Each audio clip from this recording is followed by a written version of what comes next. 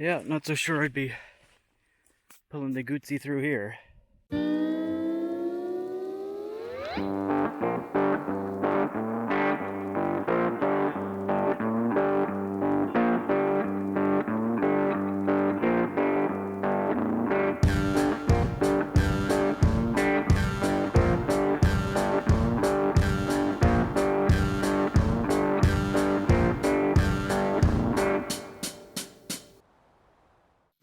For today's ride through the drive-through province, we're going to check out the Musquash Estuary just west of St. John. Now, I have a habit of leaving home at an ungodly early time, and while there wasn't a cloud in the sky, the cool morning air created a lot of low-lying fog as I left Moncton.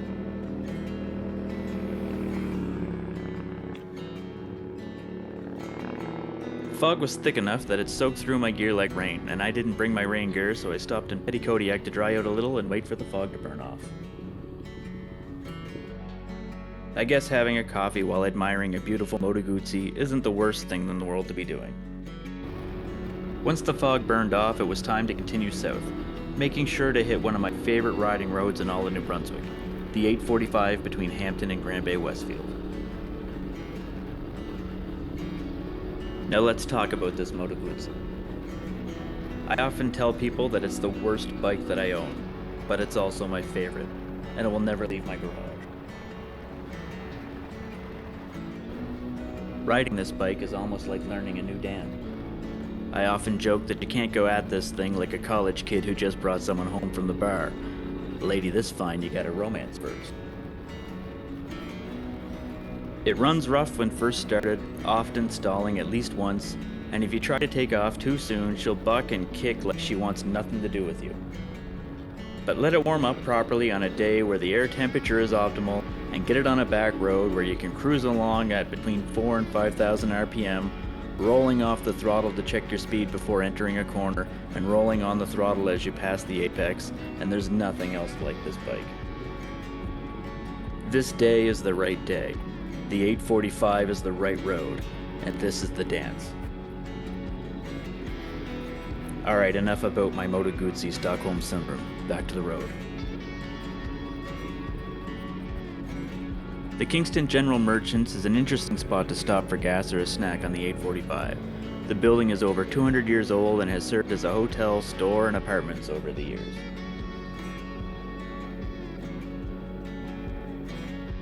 And before long, I made it to the Grand Bay-Westfield Ferries. Now, I do love my ferry rides, but on this day I kinda wish that the 845 was a little longer.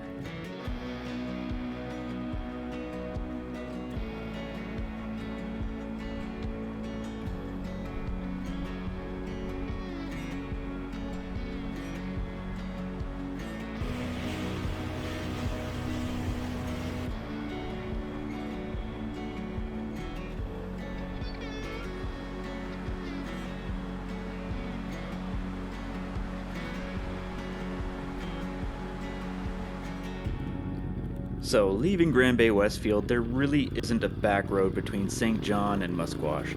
You pretty much have to use the highway at some point. But I found what appeared to be an old rail bed and decided to follow it to see if I could bypass any highway miles. There were no signs that I saw indicating the type of trail that this is, so I don't know if it was multi-used quad NB or a snowmobile trail. Regardless, it's definitely better than taking the highway. Pretty.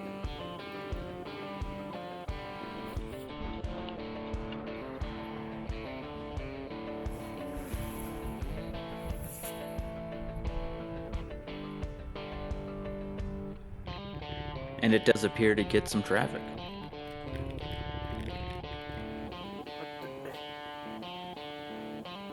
Thank you. I can't get too worked up about a cyclist wandering all over the trail. I'm probably not supposed to be here. I'm not even supposed to be here today.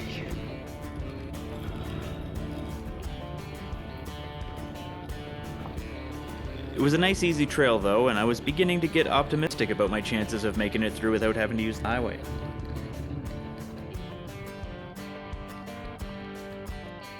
I shouldn't have been too optimistic. Now I think that the trail I needed to follow goes off to the right here, but it looked like a somewhat steep quad track, which is not something to take this bike down, so I pushed on. And of course the path I chose went nowhere pretty quickly, so I got off the bike and decided to walk it out to make sure I didn't get into a place I couldn't get out of. Yep, too rough for my glorified street bike with knobby tires, so backwards I went.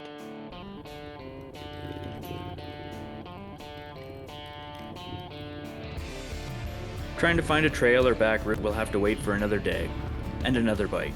I threw in the towel and I had to use a short section of highway to finally get to Musquash. Once in Musquash, I followed the South Musquash Road, which quickly turned into a trail, and as I stopped to assess the trail's condition, I was approached by someone who was wondering what I was doing there. Get off my lawn. Kidding aside, they didn't actually tell me to get off their lawn. They just said to either park at the head of the trail and hike in, or ride the bike all the way. The trail looked a little muddy, so I opted to hike in. Again, it's really not an off-road bike. Yeah, not so sure I'd be pulling the Guzzi through here. Okay, let's be honest. Any ATV, dirt bike, or scrambler could get in here with little issue. I'm just a baby, apparently, when it comes to my beloved Guzzi.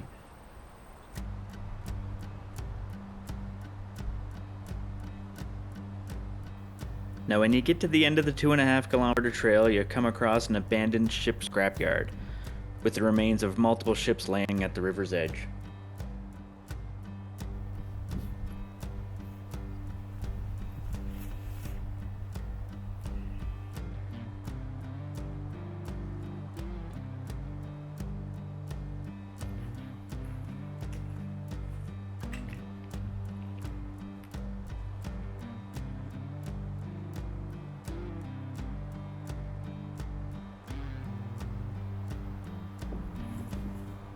I think that the most interesting ships here are a couple of World War II LSMs sitting together a little further upriver.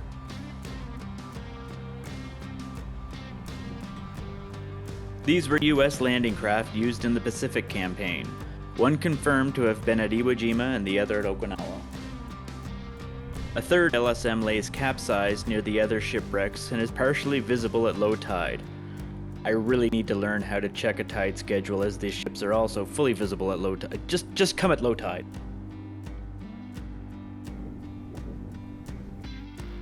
So after admiring the remains of the old ships for a while, it was time to hike back to the bike and get on my way.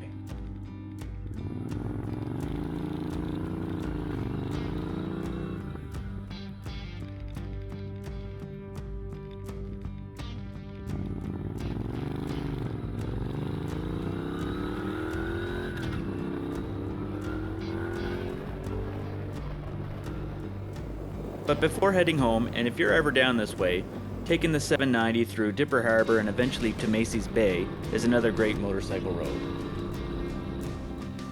Coastlines and ocean views are always a welcome sight.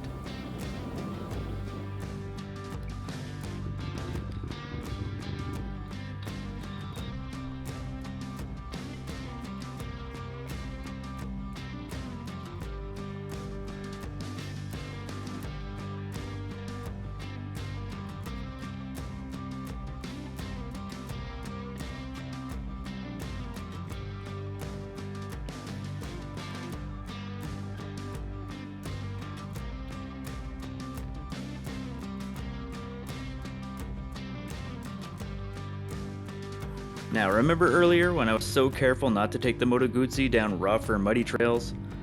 Well, by the end of the day, that prudence really paid off.